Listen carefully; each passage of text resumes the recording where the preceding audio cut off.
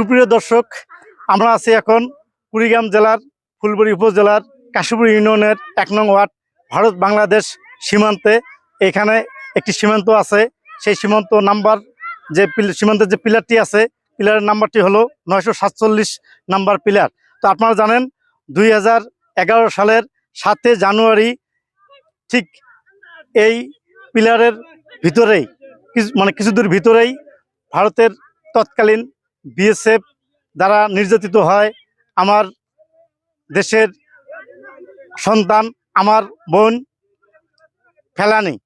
তো আপনারা জানেন তাকে দীর্ঘক্ষণ নির্যাতন নিপীড়ন করে গুলি করে হত্যা করে এই কাঁটাতারের বেড়ায় ঝুলিয়ে রাখে 4.5 ঘন্টা। এরপর বাংলাদেশের জনসাধারণ জানার পর বিষয়টি বাংলাদেশ সীমান্ত বালাবাড়ি পাশে যে বাংলাদেশ বিডিআর যে ক্যাম্পটি আছে সেই ক্যাম্পে বিষয়টি অবহিত করে।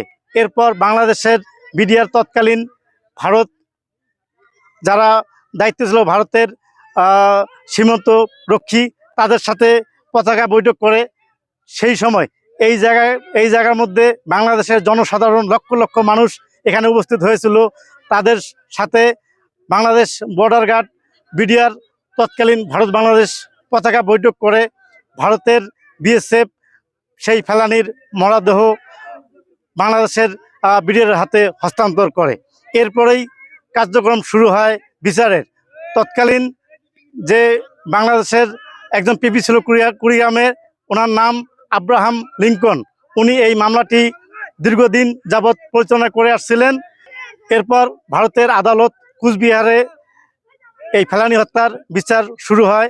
আপনারা জানেন যে 2013 সালের 6 সেপ্টেম্বর ভারতের কুচবিহার আদালত সেই ঘাতক বিএসএফকে বিকুচুর খালাস দেয়। সেই বিএসএফের নামটিও আপনারা জানেন যে অমিয় ঘোষ। তো আপনারা জানেন তাকে খালাস দেওয়ার পরবর্তীতে এই ফেলানির পরিবারের লোকজন আবার উচ্চ আদালতে একটি রিট দায়ের করে।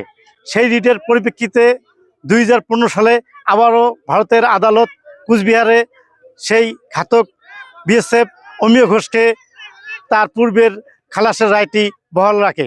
তো আমরা মনে করি বাংলাদেশে আর কোনো যেন কারো মায়ের সন্তান